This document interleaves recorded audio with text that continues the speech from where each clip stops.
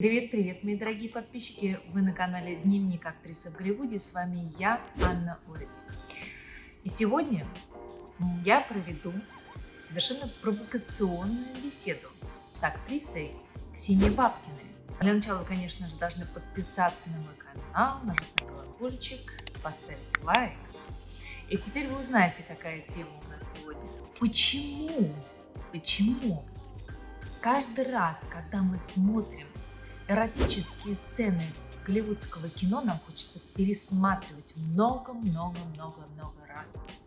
Но каждый раз, как мы натыкаемся на сцену эротическую, сексуальную в русском кино, просто хочется быстрее перемотать и не смотреть это. Это очень на самом деле серьезный глобальный вопрос российской киноиндустрии. Я-то ответ знаю, но мне, конечно, интересно знать и ваше мнение, дорогие подписчики. Пишите в комментариях, что вы думаете на сей счет после всего нашего интервью.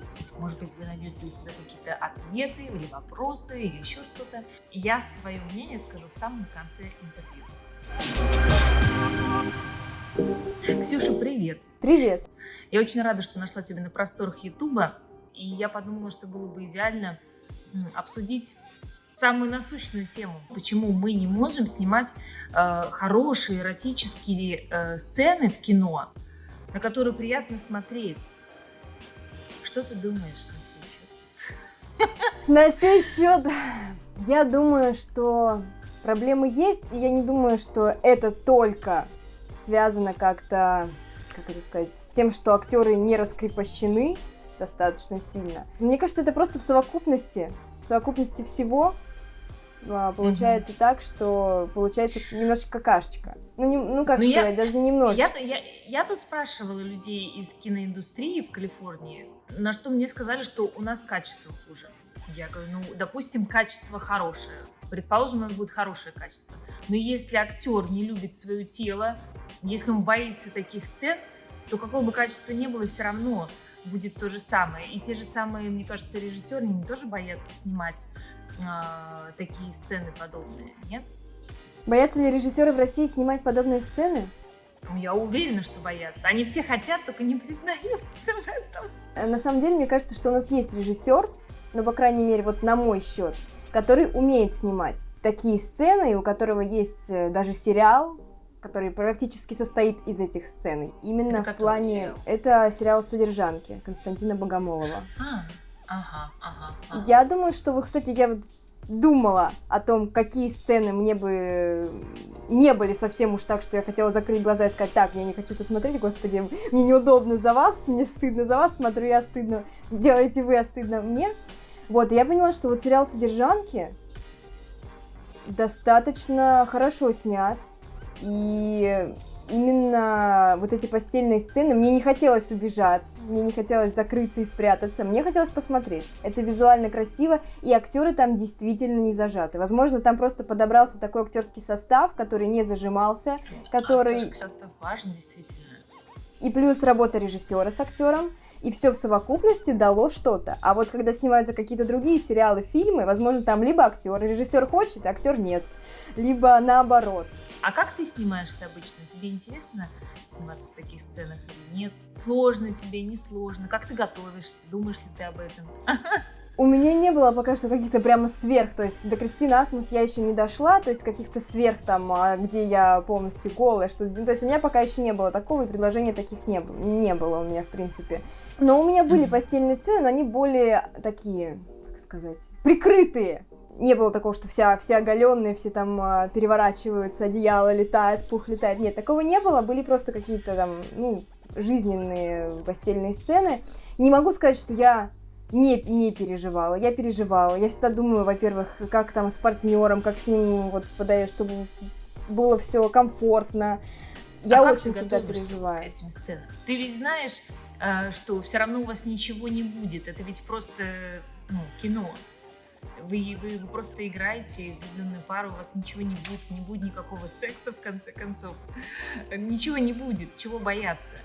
Как бы нет такого, что я к этому готовлюсь. Я к этому не готовлюсь. Я просто знаю, что конкретно что-то будет. Немножко внутри все потряслось. В итоге мы приходим на площадку, режиссер все выстраивает, мы начинаем репетировать, и все. Ну, то есть, и уже не страшно, и уже прикольно, и уже кажется, это такой процесс достаточно интересный, и уже пропадает стеснение. С каждым дублем все интереснее и интереснее, мы уже, как это сказать, раскрепощеннее, и под конец получается вообще все, как будто мы действительно пара, и у нас всю жизнь такое утро происходит. А я скажу так, у меня было достаточное количество сцен в России, где мне приходилось и целоваться, и там а-ля эротическая сцена на столе, в офисе, еще что-то.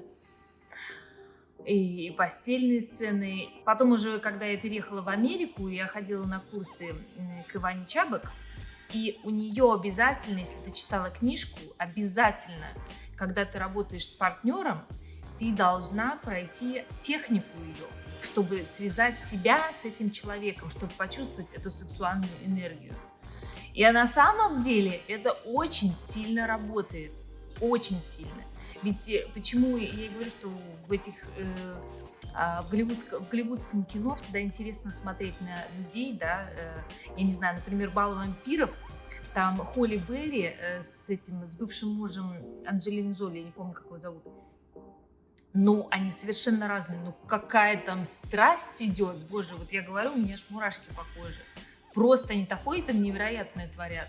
Это же к этому надо подготовиться. И как мне кажется, что вот если как раз Ивана Чабок рассказывала, как готовилась Холли Берри вот к этому кино. И они прорабатывали вот эти техники. Когда ты прорабатываешь эти техники, они такие мощные. Вот прям я не знаю. Мне кажется, что это обязательно нужно делать. И это очень сильно меняет, в принципе. Ты забываешь о том, что это какой-то другой человек, когда ты прорабатываешь эти техники. Что это чужой человек, что ты его не знаешь. И ты как будто уже с ним. По поводу техники Иваны Чабок, я полностью согласна, я ее открыла для себя не так давно, но когда я прочитала на одном дыхании ее книжку, и сразу побежала разбирать свои тексты именно вот так. Я поняла, что... Да. Я сначала, когда разбирала, я даже не понимала, как это потом сработает. Но когда я пришла на площадку, я вдруг резко осознала, что это действительно нужно, как там написано, последний пункт, да, будет как будет. В общем, нужно просто отпустить. Это действительно работает. И да, там у нее действительно есть как вот эти постельные и непостельные сцены разбирать, чтобы с партнером вот наладить связь, там с кастинг-директором наладить связь, там же в какой глаз посмотреть, как там... Ну да, там очень все подробно, это да. Мне кажется, каждый актер должен прочитать эту книжку. И мне кажется, киноактеру надо работать. Но почему еще у нас в кино? У нас главное выучить текст в России. Главное успеть выучить текст. А там как пойдет. Да. То есть, а там как будет, как будет. То есть, если я прочитала, и там она приводила примеры, как они прорабатывают, как они репетируют, как они пробы разбирают, у нас действительно лишь бы текст знать, и все. И все остальное не важно, это правда. Нет, конечно, здесь совершенно не так. У меня еще была интересная сцена, это для меня было прям совершенно новое. Я играла лесбиянку у Ивана Чабок, и мне нужно было поцеловать девушку. Вот как я могу ее поцеловать? Я вообще, вот как? Для меня это просто было загадкой. Мы вот так это делали несколько раз, естественно. Но просто вот именно вот эта техника Ивана Чабок помогла мне принять то, что я могу ее поцеловать. И это было так настолько натурально, когда мы это сделали, что все хлопали, сказали, давайте еще раз поиграем. Это я сказала, хватит, я больше не хочу ее целовать. И хочу сказать, что такие сцены очень сильно раскрепощают. А что ты думаешь насчет однополых сцен? Я в жизни своей даже целовалась с девушкой не по сценарию и не по какой-то роли. Не потому, что она мне нравилась, да, но у нас были вот такие, не знаю, потому что у нас был театральный институт, и у нас были какие-то сумасшедшие просто взаимоотношения в институте и на каких-то тусовках, то есть у нас была такая дружная семья, бесполая, можно сказать, грубо говоря. И то есть у нас не было зазорно поцеловаться с девушкой, то есть мы могли спокойно поцеловаться и потом пойти поцеловаться с парнем. Ну, то есть это как-то было, вот я не знаю, вот очень просто, у нас отношения было очень просто, то есть у меня очень много друзей лесбиянок, геев достаточно. И не потому, что в этой сфере, просто они хорошие люди. И я с ними как-то дружу, общаюсь. В кино еще такого нет. Но и в России, в принципе, эта тема старается не раскрываться. Я не знаю ни один сериал, который снимали бы, и там раскрывалась тема геев и лесбиянок. И вообще что-то афроамериканцев. То есть у нас же нет такого. Нету. Я согласна, нет такого. Ну, когда-то это появится в любом случае. Опять-таки, тут всплывает вопрос: стыдно, не признают, страх, осуждение и прочее. Это вот все, что мешает сделать хорошие эротические сцены в кино. Страх, стыд и осуждение. Вот, ну, мне кажется. А вообще то, что вы там целовались, да, у себя, мне кажется, что, в принципе, актер, он не должен иметь принципов. Потому что если у него есть принципы какие-то, то такие прям вот глобальные, которые мешают ему что-то вот, мешает ему переступить через себя, то навряд ли он сможет быть актером. Ну, мне так кажется, что он должен быть очень пластичным. По поводу партнера и поцелуев на площадке. Как бы, я об этом уже говорила, и как бы грубо сейчас это не прозвучало, для меня актер, с которым я целуюсь, это кусок мяса. Ну, то есть, это вот именно, вот я так к этому отношусь. То есть, если я поцелуюсь в жизни, то есть для меня это не будет. А вот тут именно кусок какого-то мяса. То есть, для меня нет такого, что... Я тоже несерьезно к этому отношусь, абсолютно точно. Но я знаю, что очень многие после... Да что даже, сколько говорить-то, не знаю, Брэд Питт и Анджелина Джоли сошлись. Но, наверное, это все-таки, знаешь, какие-то есть судьбоносные моменты все равно. Ты можешь встретить своего мужчину или там женщину на площадке абсолютно точно. У тебя было такое, что тебя парень ревновал, когда ты снималась на съемочной площадке? Это было даже в институте. Когда я только на первый курс поступила, у меня был молодой человек. И я пришла к нему и говорю: вот у меня будет сцена.